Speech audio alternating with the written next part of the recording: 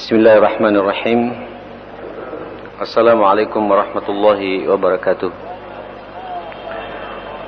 Alhamdulillah, wassalatu wassalamu ala rasulillahi wa alihi wa sahbihi wa mawalah, wa la hawla wa la quwata illa billah.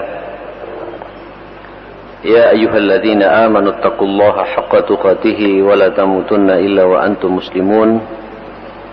يا أيها الناس اتقوا ربكم الذي خلقكم من نفس واحدة وخلق منها زوجها وبث منهما رجالا كثيرا ونساء واتقوا الله الذي تساءلون به والأرحام إن الله كان عليكم رقيبا يا أيها الذين آمنوا اتقوا الله وقولوا قولا سديدا يصلح لكم أعمالكم ويغفر لكم ذنوبكم ومن يطع الله ورسوله فقد فاز فوزا عظيما. أما بعد،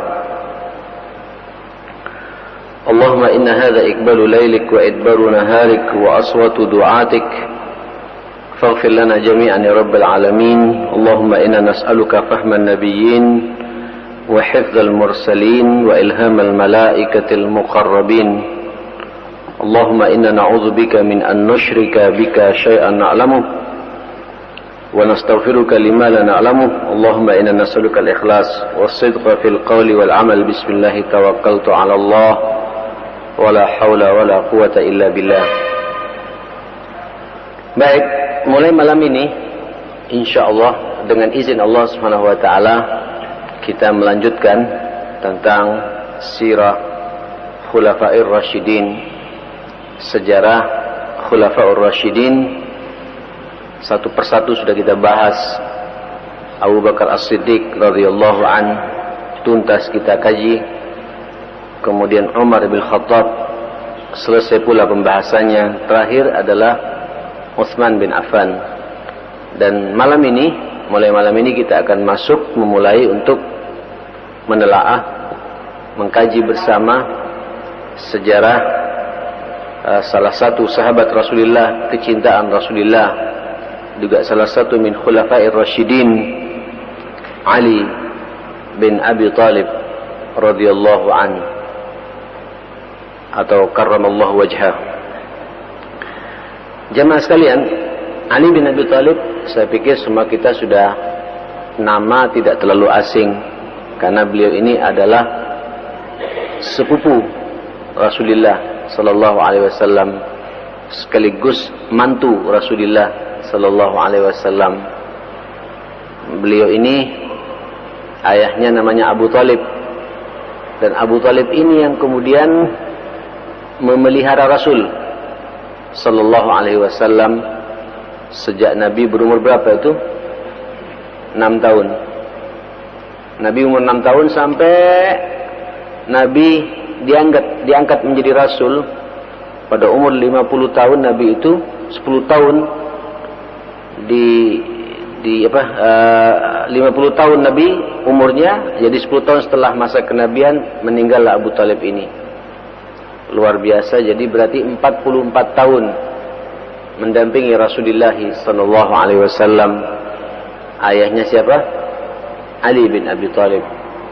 Jangan nanya ke saya sekali lagi apakah Ali bin Abi Thalib ini bersyahadat atau tidak. Itu bukan urusan kita dan tidak terlalu penting untuk kita kaji lebih dalam masalah ini.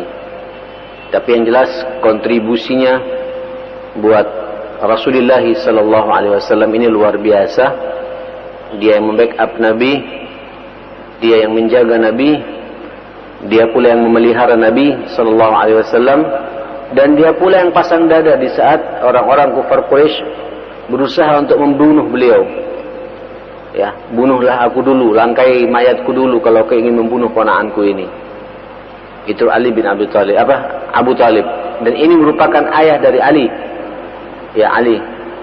Nah, jamaah sekalian rahimakumullah, kalau kita lihat kalau namanya jelas, pasti nanti silsilah apa namanya? Silsilah kakeknya itu ketemu di siapa? Di Abdul Muttalib. Kalau Muhammad ibn Abdullah ibn Abdul Muttalib, kalau Ali bin Abu Talib bin Abdul Muttalib, ketemu terus ke atas, ketemu dengan Nabi Allah Ibrahim alaihissalam. Ya dari sini saja memang sangat kuat. Wajar kalau kemudian Ali ini secara kekeluargaan dari sisi darah dengan Rasulullah juga sangat kokoh dalam masalah ini, ma'asyar muslimin. Saudara sekalian, rahimakumullah, saya pikir tidak perlu saya bahas nasabnya karena hampir sama dengan nasab Rasulullah. Ketemunya di kakek pertamanya itu Abdul Muttalib. Saudara sekalian, sebab pertama masuk Islamnya Ali bin Abi Thalib itu sepakat, walaupun juga ada sebagian mu'arrikhin yang menganalisa umur beliau. Ada yang mengatakan 6 tahun sudah kenal Islam, ada yang mengatakan 12 tahun, ada yang mengatakan pula 9 tahun Ali baru masuk Islam. Tapi rata-rata mengatakan 12 tahun Ali masuk Islam. 12 tahun ini umur SD Pak ya, SD. Kenapa?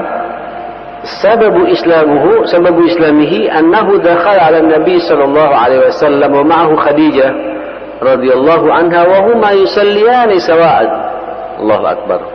Pada waktu itu jangan tanya Pak bagaimana model salatnya ya. Tapi yang jelas Ali bin Abi Thalib melihat Rasulullah sallallahu alaihi wasallam dengan istri beliau Khadijah salat. Ya, berduaan, berjamaah lah kalau bahasa kita, sawan bersama-sama. Ya, dilihat oleh Ali bin Abi Thalib gitu. Faqala, kata Ali, ma hadza? Apa ini? Ya kayak orang asing Pak, bule ngeliat kita gitu ya. Kita ruku, kita sujud, apa ini? Ada ruku, ada sujud. Seperti itu. Qala Rasulullah sallallahu alaihi wasallam, dinullah alladhi istafahu li nafsihi wa ba'atha bihi rasulah fa'ad'uka ila Allah wahda la syarika lak wa ila ibadatihi wal kufr billat wal uzza. Ini langsung dakwah Nabi kepada siapa? Kepada Ali bin Abi Thalib.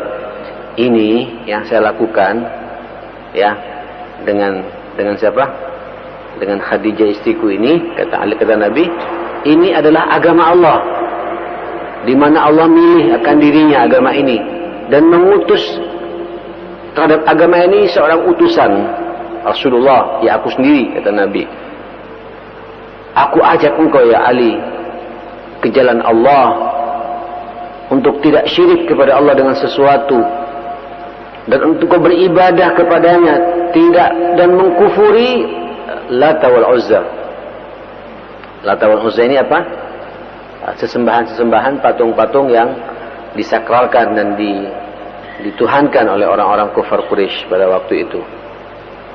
Faqala lahu, Ali, berkata Ali kepada Rasulullah, hadza amrun lam asma' bihi qabla al-yawm.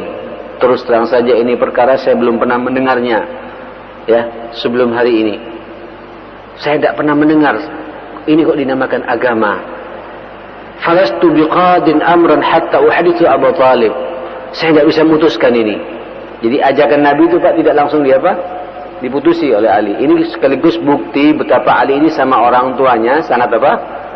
Sangat hormat. Jangan tanya, lu kan masih kafir. Artinya nilai-nilai kemanusiaan pada waktu itu pada Ali sudah nampak. Walaupun begitu dekatnya dengan Rasulullah sallallahu alaihi wasallam masih sempat dia mengatakan lastu biqadin amran. Saya enggak bisa memutuskan perkara ini hatta uhadditha Abu Talib, sampai akan saya ceritakan dulu, akan kuberitahu kepada ayahku Abu Talib ini. Pada waktu itu ketika melihat kecerdasan Ali seperti itu, jemaah sekalian, kariha Rasulullah sallallahu alaihi wasallam ayufsiya sirrahu qabla ay yasta'ina amrah. Nabi enggan, tidak suka Nabi ya untuk kemudian membuka perkara ini, rahasia agama yang baru datang kepada Rasulullah, tentunya Islam ini yang dilihat oleh Ali dibuktikan dengan salat oleh Rasulullah dan istrinya itu. Subhanallah. Sebelum nanti memang ada waktunya untuk memproklamirkan diri akan agama ini. Faqala ya Ali, kata Nabi, illam taslim faktum hadha. Kalau kau masih belum mau menerima Islam ini, rahasiakan ya apa yang kau lihat tadi itu. Karena ini Pak, Nabi tidak ingin menjadi fitnah Ya, tidak jadi fitnah. Rahasiakan perkara ini, kata siapa? Kata Nabi sallallahu alaihi wasallam. Dari sini saja jemaah sekalian sudah kelihatan ya betapa jemaah sekalian agama ini tidak ada paksaan ya. Dan di awal-awal dakwah itu coba lihat Rasulullah sebelum mengajak kepada siapapun pula, yang pertama kali diajak siapa? Siapa? Masih nyambung nggak? Istrinya yang jelas merespon gitu. Jadi dakwah ini yang disampaikan Rasulullah sebelum kepada siapa-siapa, dan dilihat langsung oleh sepupunya yang paling dekat dengan beliau, Ali bin Abi Thalib. Itu telah dibuktikan beliau telah berhasil dulu membina, menggembleng ya, mengislamkan istrinya Khadijah radhiyallahu anha. Dari sini jemaah sekalian saya berani mengatakan ya, sebenarnya prioritas utama kita dalam pembinaan din ini siapa? Halo, siapa? Siapa jemaah sekalian? Istri, ibunya anak-anak ini, Pak. Di mana kita menumpahkan nutfah kita kepadanya. Dan kita hidup jadi halal satu sama lain dengannya. Kok bisa-bisanya kita tidak bisa merawat, membina, mentarbiyah, mengislamkan dia secara utuh? Saya juga kadang-kadang takut bicara seperti ini, ma'asyar muslimin. Sampean sukses ngatur perusahaan, sukses barangkali ngatur mujahidin besar seperti ini, bisa membina umat, tapi gagal mendidik istri kita, gagal semuanya, saudara sekalian. Kita tidak bisa menutup aurat istri kita saja, sebuah kegagalan. Loh, kok bisa-bisanya kita khusyuk di masjid, kita bisa tahajud tiap malam, kita bisa baca Quran dengan target-target tertentu, tapi tidak bisa kemudian menanamkan nilai Islam ini kepada istri kita. Halo ibu-ibu, mudah-mudahan mendengarkan kajian saya ini, ibu dimanapun berada itu. Tolong ibu bantu suami ibu.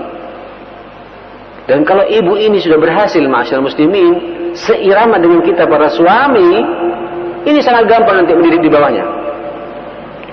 Sangat gampang. Sangat mudah mempengaruhi putra-putri kita, bahkan cucu dan cicit kita. Sampai ada istilah kan dalam syair Arab itu, al-ummu madrasatun. Ibu itu apa? Madrasah. Ibu itu madrasah. Padahal kita kenapa memang madrasah, Pak? Dia punya murid, siapa muridnya itu? Anak-anaknya dan cucunya itu, mantu-mantunya semua itu. Figurnya di ibu. Kalau kita, Pak, ayah ini keluar terus. Iya apa tidak? Termasuk yang berbicara ini, Pak. Ini saya, Pak, mohon maaf. Ketemu anak, tidak nyampe seperempat jam tadi, Pak. Pagi sudah keluar. Ketemu tadi seperempat jam, berangkat lagi ke sini. Nanti pulang-pulang udah capek mereka, Pak. Sibuk dengan PN-nya, dengan apa, tidak bisa komunikasi lagi. Saya keluar lagi, pulang-pulang udah tidur dia. Tidur, subuh ketemunya di masjid saja dekat rumah saya itu. Setelah itu tidur lagi mereka, mandi, sudah berangkat lagi. Jadi ketemunya paling cepat, ya Allah, sehari 1 jam saja itu. Siapa yang mengendalikan mereka, jamaah sekalian? Halo? Siapa yang mengendalikan anak-anak ini, ma'asyal muslimin? Madrasah. Istri kita ini harus kita dulu-dulukan. Jadi saya berharap yang hadir di sini, ma'asyal muslimin, kalau kita sudah terbiasa khusyuk begini, tiap malam pengajian, jadi jamaah tetap di mujahidin. Ya apa, istri kita sudah jadi jamaah tetap pengajian lebuan enggak di sini gitu? Minimal begitu. Memahami enggak dengan kaidah-kaidah Islam sebagaimana apa yang saya pahami? Kalau saya bisa merasakan nikmatnya beribadah, bagaimana ibunya anak-anak merasakan juga enggak nikmatnya beribadah gitu? Kita tahunya, Pak, insya Allah di mujahidin tidak ada, Pak, ya. Ada sebagian orang saya lihat itu jamaah sekalian, Masya Allah, aktif di Al-Akbar, di Al-Falah, segala macam. Melihat istrinya, Pak, pakai jin ketat. Bungkuk sedikit, kelihatan punggungnya, jamaah sekalian gitu. Lah jilbab, wala apa gitu. Tapi unik, yang satu ini menikmati ibadah pribadi, tapi tidak bisa mengislamkan istrinya gitu. Dilihat, Pak, nanti sama anak gadisnya, mamaku juga begitu itu. Tidak. illa man rahima rabbuna, kecuali Allah memberikan rahmat kepada kita. Oke, saya tidak akan bicarain dulu.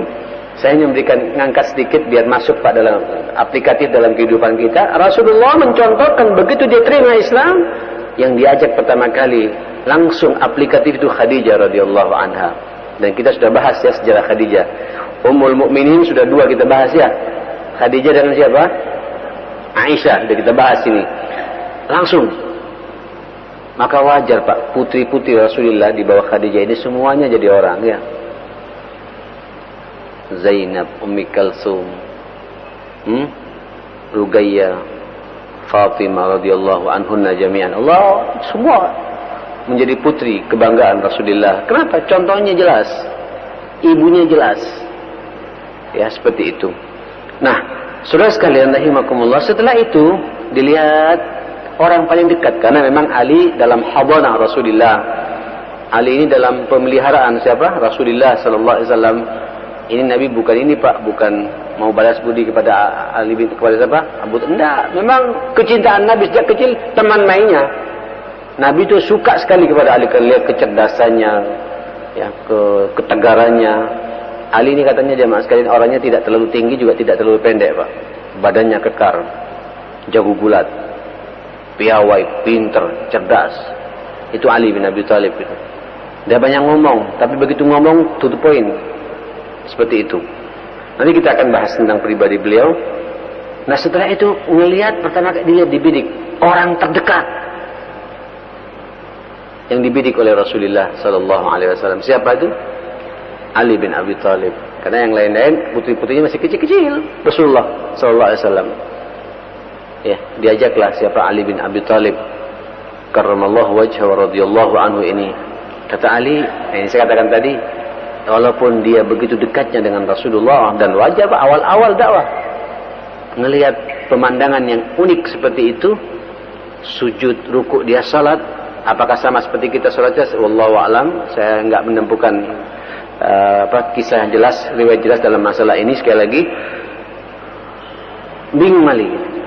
Kemudian diajak untuk masuk Islam. Islam ini adalah satu-satunya adalah hablum minallahnya seperti ini. Dan ini agama Allah Subhanahu wa taala, kata Rasulullah. Saya, ya Rasulullah, ya Muhammad, aku tidak mampu ya untuk kemudian memutuskan perkara ini sampai saya harus menceritakan semua ini kepada pamanku, kepada ayahku Abu Thalib. Nabi menolak, jangan dulu. Famakatha Ali lailatahu, Ali radhiyallahu an berdiam jamaah sekalian. Summa inna Allah ta'ala hadahu il Islam. Jadi tidak sempat dia cerita pada orang tuanya dan dia memegang teguh permintaan Nabi SAW. Dia semalam Pak tidak bisa tidur merenung gitu. Ya gimana tidak akan menerima ya. Dan dia tahu siapa sepupunya ini, Rasulullah Sallallahu Alaihi Wasallam, kejujurannya, ya, keistiqomahannya, kemudian akhlak yang begitu indah dan memukau. Dilihat mustahil sepupuku ini, kata Ali bin Abi Thalib, Rasulullah ini akan berbohong dalam masalah ini. Dia merenung Pak sampai Allah Subhanahu wa taala meletakkan hidayah kepada Ali bin Abi Thalib untuk kemudian mengakui Islam ini, jemaah sekalian. Fa asbaha ghadiyan ila Rasulillah fa aslama ala yadayhi. Paginya langsung menemui Rasulullah SAW dan dia berjabatan tangan untuk menerima Islam ini, jemaah sekalian. Langsung baiatnya kalau bahasa kita Pak, penerimaan Islam itu yadan biyadin ma'a Rasulillah sallallahu alaihi wa alihi wasallam. Saudara sekalian, wa kana Ali radhiyallahu anhu yakhfa islamu khafa min abi. Pada waktu itu Ali tidak berani Pak menunjukkan pula Islamnya itu kepada ayahnya. Tidak berani. Ya karena sudah ada permintaan dari Rasulullah sallallahu alaihi wasallam. Kenapa? Karena memang belum saatnya jamaah sekalian untuk memproklamirkan Islam ini kepada mereka. Enggak siap. Ya. Kalau kita Pak, kalau pas menerima hal-hal baru kan rasanya semua orang pengen diceritain ya. Padahal yang kita cerita ternyata bukan muslim, non muslim gitu. Atau orang benci kepada kita. Akhirnya dikapling kita ini. Dipagari kita ini jamaah sekalian, enggak bisa berbuat apa-apa. Ya, sampai dalam fiqh dakwah itu saya baca bukunya siapa itu, Syed Qutb rahimahullah. Itu sangat indah, ada istilahnya namanya itu sirriyah sirriyatud dakwah, ya, dakwah secara rahasia, dan dia tidak berani mengungkapkan secara spontanitas kepada orang. Kenapa? Nanti benturannya banyak. Ini awal-awal ya, umatnya masih 1-2 orang. Yang jelas Khadijah sama dia gitu. Baru setelah itu sahabat dekatnya siapa? Abu Bakar As-Siddiq, itu orang ketiga. Dari Abu Bakar kemudian berkembang lagi jadi Utsman, jadi Umar. Banyak itu jemaah sekalian yang seperti itu. Sebagaimana kita bahas pada beberapa tahun yang lalu tentang kisah ini. Nah, saudara sekalian, dia kepada ayahnya pun tidak cerita akan keislamannya ini, karena memang mengikuti Rasulullah sallallahu alaihi wasallam ila an ittala alaihi wa amarahu bis-sabat alaihi fa adharahu hidaidin amma Abu Thalib falam yarda ay yufariqa dina abahu wa taqulu sya'ina wa aslama fi akhir hayatihi. Sampai kemudian Allah berkehendak ingin memunculkan perkara ini, dan Nabi memerintahkan untuk istiqomah menjalankan apa yang diperintahkan Rasulullah berbarengan dengan ayat-ayat yang turun tentang ayat-ayat akidah dan lain sebagainya, sampai Allah menunjukkan ya masanya, waktunya untuk kemudian dijelaskan kepada umat secara keseluruhan. Sekali lagi dalam kitab ini dikatakan bahwa amma Abu Thalib lam yarda yufariqa dina abah, walaupun sekali lagi Abu Thalib masih belum siap Pak meninggalkan agama siapa? Nenek moyangnya, ayahnya Abdul Muttalib dan lain sebagainya jemaah sekalian. Walaupun orang-orang Syiah mengatakan wa taqulu Syiah innahu aslama fi akhir hayati. Abu Talib katanya masuk Islam Pak di akhir hayatnya itu. Ya sudahlah, saya tidak akan masuk, ini pemahamannya orang Syiah, tapi yang jelas tidak ada manfaatnya juga kita masuk terlalu dalam masalah ini. Saudara sekalian rahimakumullah, Anas bin Malik radhiyallahu anhu, pembantu Rasulullah sallallahu alaihi wasallam, mengatakan qala bu'itsa an-nabiy sallallahu alaihi wasallam yawm al-itsnain wa aslama Ali yawm ats-tsulatsa. Subhanallah. Wa huwa ibna 10 sinin wa qila 9 sinin wa qila 13 sinin sana wa lam ya'bad al-awthan qattu li sughrihi. Ali bin Abi Thalib ketika Nabi diutus oleh Allah Subhanahu wa taala menerima kenabian ini, itu pada hari Senin. Jadi Rasulullah menerima kenabian ini pada hari Senin, Pak. Diutus oleh Allah menjadi nabi pada hari Senin. Itu Selasanya Ali masuk Islam. Besoknya jemaah sekalian. Jadi pada hari Senin itu mungkin malam Selasanya ngelihat siapa? Nabi sama Khadijah sedang salat malam. Ali melihat, kata Nabi, jangan cerita sama abamu, kau masuk Islam enggak? Dia merenung sampai paginya dia masuk Islam. Hari Selasanya jamaah sekalian. Umurnya pada waktu itu 10 tahun, dan mengatakan 9 tahun, dan mengatakan 12 tahun. Dan Ali jamaah sekalian selama hidupnya belum pernah menyembah patung, berhala. Karena kecil. Dia masih kecil, tidak kenal, belum pernah menyentuh yang namanya peribadatan berhala ini jamaah sekalian itu. Beda dengan siapa? Dengan Umar. Makanya Umar ini jamaah sekalian contoh-contoh jahiliyahnya banyak.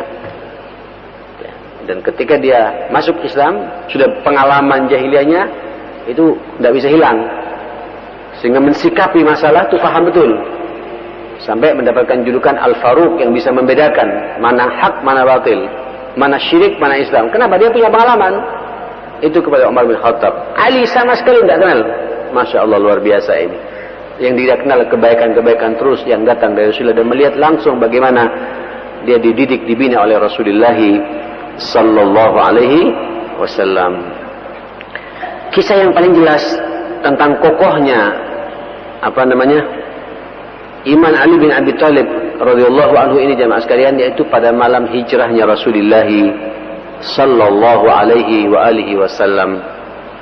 Qama Rasulullah sallallahu alaihi wasallam bi Makkah ba'da an hajara ashabahu ila al-Madinah yantaziru maji' Jibril alaihi salam wa amarahu lahu yakhruju min Makkah bi idznillah lahu fil hijrati al-Madinah. Ketika semua sahabat sudah berangkat ke mana? Ke Madinah ya. Di bawah pimpinan Utsman bin Affan dan sahabat-sahabat besar lainnya, termasuk juga Umar radhiyallahu anhu berangkat ke Madinah jamaah sekalian, saatnya Nabi juga harus berangkat nyusul. So kalau bareng-bareng itu Pak berbahaya gitu. Jadi dibagi banyak gelombang itu. Gelombang terakhir tentunya Rasulullah. Ketika Nabi memerintah para sahabat untuk hijrah ke Madinah, dia menunggu datangnya Jibril dan menunggu perintah dari Allah untuk segera berangkat atau tidak. Ya. Tiba-tiba ada perintah bahwa Nabi harus segera keluar dari Mekah dengan izin Allah untuk hijrah ke Madinah. Kemarin sudah kita cerita Pak ya di kisah Abu Bakar As-Siddiq, bagaimana senangnya Abu Bakar ya. Dan secara khusus dipilih oleh Rasulullah Abu Bakar untuk mendampingi beliau kemana? Ke Madinah jamaah sekalian. Hatta idza ijtama'at Quraisy famakarat bin Nabi wa aradu bi Rasulillah ma aradu atahu Jibril wa amarahu an la yabita fi makanihi alladhi yabitu fihi. Allahu akbar. Memang ini sudah penjagaan Allah. Walladhi ya'simuka minan nas. Dia Allah telah menjagamu ya Muhammad dari makar manusia ini. Itu Al-Quran Pak yang berbicara. Ketika Rasulullah orang-orang Quraisy sepakat untuk memberikan makar dan mengepung rumah Rasulullah, karena semua orang-orang sahabat-sahabatnya sudah tidak ada lagi, berangkat semua itu. Dan ketika berangkat juga tidak ada Muhammad, dibiarkan Pak pergi gitu. Padahal sudah sepakat ketemunya nanti di mana? Di Madinah gitu. Berarti Muhammad masih ada. Mereka sepakat jemaah untuk mengepung rumah Rasulullah sallallahu alaihi wasallam dengan makannya ya, untuk membunuh tentunya Rasulullah sallallahu alaihi wasallam. Jibril datang atau Jibril dan memerintahkan kepada Rasulullah untuk tidak tidur di tempat tidurnya di mana Nabi biasa tidur di situ. Fada'a Rasulullah sallallahu alaihi wasallam Ali bin Abi Thalib wa amarahu an yabita ala firashihi wa yatasajja bi burdillahu akhdar fa fa'ala. Nabi memerintahkan Ali bin Abi Thalib, memanggil Ali bin Abi Thalib dan memerintahkan untuk tidur di tempat tidur Nabi. Dan untuk kemudian dia juga berselimut dengan selimut hijau punya Rasulullah sallallahu alaihi wasallam dan dilaksanakan sama Nabi. Ini Pak, saya nggak bisa bayangkan seumur beliau 12 tahun, ada yang mengatakan 10 tahun tadi ya, dan sudah faham betul resiko-resiko dakwah itu. Diperintah untuk tidur di kamarnya Nabi, di tempat tidurnya Nabi, selimutnya pun juga selimut Nabi untuk dipakai. Konsekuensinya, resikonya kalau ketahuan dibunuh. Kalau kemudian dia ngawur Pak, orang kufar Quraisy ini, dengan tombak yang langsung dipukul, tidak buka apa namanya, tidak buka selimutnya gitu, langsung dipukul begitu kan, sudah mati dia itu. Dia tidak mikir jemaah sekalian.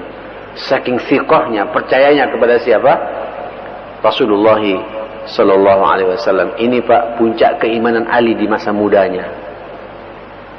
Saya nggak bisa bayangkan ada nggak ya umur 12 tahun gitu kemudian memahami. Allahu Akbar. Termasuk yang berbicara ini Pak, saya umur 12 tahun masih childish Pak. Kekanak-kanakan, tidak nyambung. Tidak nyambung. Salat saja tarawih masih juga suka guyun dulu Pak. Ya. Makanya saya kalau lihat anak-anak Pak, saya tidak pernah berani bentak-bentak anak-anak Pak. Terus terang aja. Kenapa? Kita juga dulu pernah pengalaman kok. Iya apa tidak? Kasihan. Nanti kalau sampean bentak, nanti mereka tidak pingin ke masjid lagi gitu. Begitu ke masjid yang terbayang fulan akan membentak saya gitu. Daripada saya ke masjid, mending saya keluar saja gitu. Akhirnya hidupnya liar Pak. Biarkan saja. Cuma kita nasihati. Dan ketika menasihati rangkul mereka. Ya. Nah sekarang alhamdulillah ya di mana-mana di masjid-masjid yang profesional itu ada namanya hadana.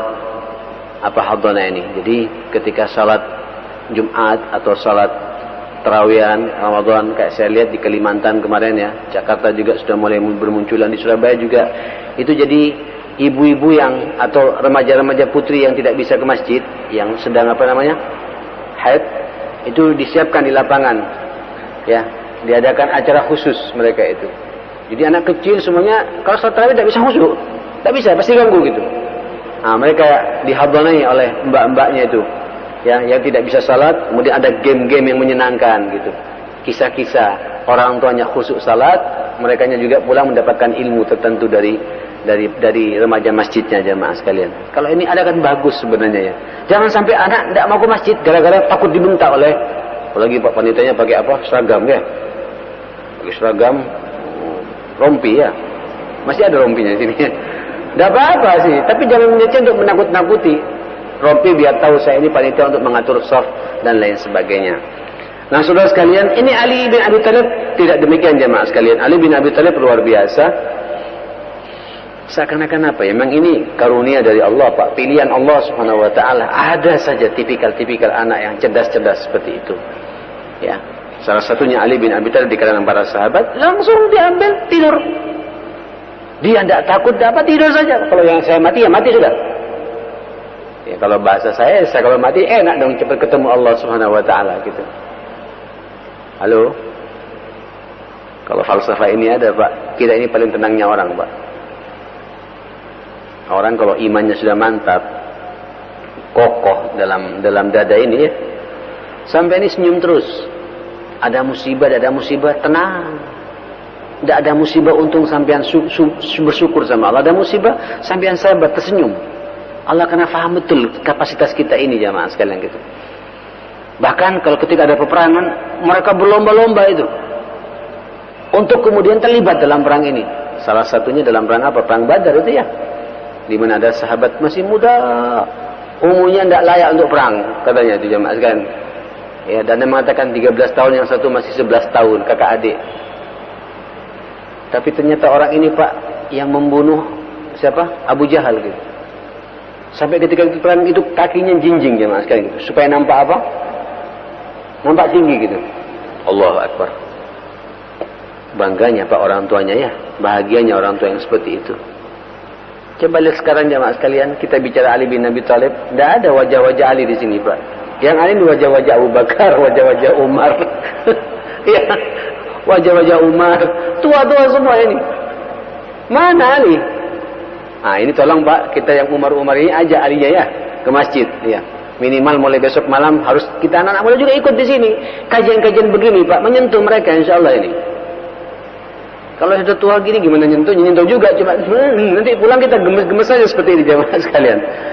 Ini penting. Ya, ini penting bab-bab seperti ini. Nah, saudara sekalian rahimakumullah, dilaksanakan oleh Ali apapun resikonya. Thumma kharaja Rasulullah al-qaum wa huwa ala babihi. Allahu Akbar. Kemudian Nabi keluar dari rumahnya lewat pintunya. Wa tataba'a apa? Sebentar. Wa tataba'a an-nas fil hijrah. Kemudian Nabi mengikuti rombongan ke Madinah.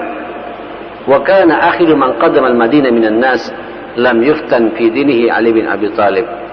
Dan Ali adalah orang yang terakhir kali datang ke Madinah. Ya, mengikuti perjalanan para sahabat dan Rasulullah sallallahu alaihi wasallam. Jadi Ali ini Pak, ketika dalam penyambutan di Madinah itu yang dalam filmnya itu Tala'al Badru Alaina. Itu walaupun ada yang mendhaifkan hadis ini, kalau saya ini namanya kisah, Pak ya. Kemudian disambut oleh orang-orang Ansar menyebut Rasulullah. Ali dah ada. Setelah itu ada menyusul jamaah sekalian ya. Mendampingi Rasulullah sallallahu alaihi wasallam. Nah, saudara sekalian, bahkan konon katanya dalam banyak kisah dan hadis-hadis yang sahih betapa agama ini jamaah sekalian, kalau kita antum sudah kadung terjepit itu Pak. Itu nanti ada pertolongan dari Allah yang tidak bisa dinalarkan oleh pikiran kita.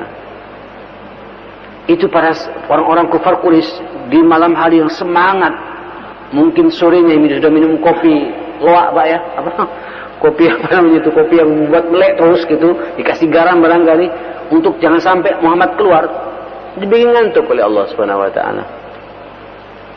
Wa ja'alna min baini aydihim saddan wa min khalfihim saddan fa aghshaynahum fahum la yubsirun. Ini Pak bahasa Allah untuk membackup menyemangati Nabi. Tapi sampean jangan pakai ketika ada musuh pakai ayat ini juga. Waj'alna min baini. Sampean tidak pakai helm, ada polisi lewat, waj'alna min baini aydihim saddan. Polisi itu bukan orang kafir masalahnya. Sampean yang keliru gitu. Kalau sampean baik-baik. Mohon maaf, kadang-kadang disalahgunakan Pak ayat-ayat seperti ini gitu. Jadi ayat yang pernah terjadi zaman Nabi keluar supaya nggak kelihatan sama orang kafir Quraisy, itu pakai juga sama kita. Padahal kita yang salah, Pak. Pakai sedangnya kamu dipegang oleh polisi. SIM, ya sudah, Pak. Keliru kita ini jamaah sekalian gitu. Mungkin kalau sampean perang nanti di Afghanistan, di Palestina, silakan perbanyak baca ayat ini jamaah sekalian. Tidak jadi masalah. Baca Yasin lah secara keseluruhannya. Makanya Yasin ini, Pak, bukan untuk orang mati, untuk orang yang mau jihad. Halo? Yasin ini dibaca bukan untuk orang mati sebenarnya, untuk orang yang mau jihad. Betul itu. Dan untuk orang yang punya semangat hidup.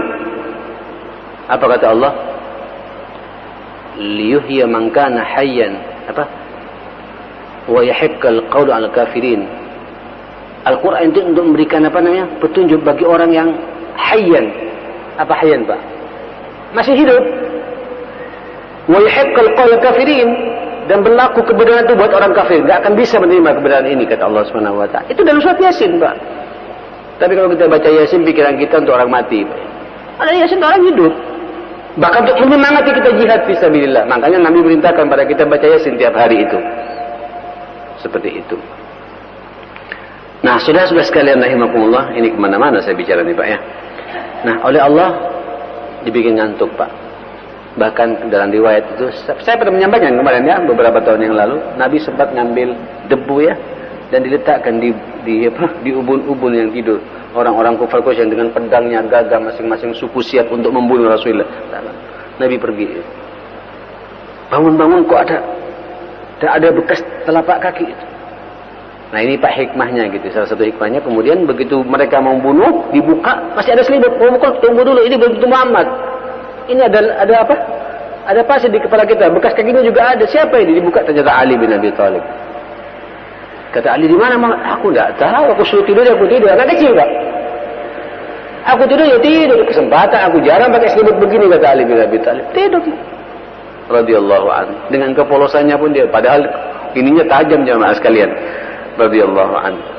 Nah, saudara sekalian, saya katakan, kita ini dalam kondisi kejepit, Pak. Di saat sudah berbagai macam cara, selama kita di jalan yang benar, nanti Allah, Pak, akan memberikan jalan buat kita, jamaah sekalian. Dan ini, Pak, saya merasakan betul tidak sekali dua kali ya menghadapi berbagai macam problem-problem dakwah segala macam. Didiskusikan dengan berbagai macam pakar, menyelesaikan problem umat. Mentok. Tak bisa, sudah. Ya udah, kita pasrahkan sama Allah. Nanti Allah, Pak, memberikan jalan sendiri buat kita itu. Terkadang waktu, Pak, menjadi solusi menyelesaikan problem umat ini. Tapi juga terkadang juga ada orang lain, Pak, datang gitu menyelesaikan problem. Aduh, luar biasa jemaah kalian. Kalau kita yakin kepada agama yang kita cintai ini, ma'asyar muslimin. Oh, sudah isya ini ya. Sudah tinggal 2 menit, 1 menit. Sampai di sini dulu ya. Yang jelas kita sampai kepada Ali bin Abi Thalib ketika duduk menggantikan apa? Tempat tidurnya Rasulullah sallallahu alaihi wasallam. Mudah-mudahan semangat ini menyemangati kita semua, Pak, ya. Dan menyemangati anak-anak kita semua, insyaallah. So, kalau kita bicara anak kita sekarang ini, ma'asyar muslimin, ya Allah, takut kita, Pak. Takut. Saya pribadi takut.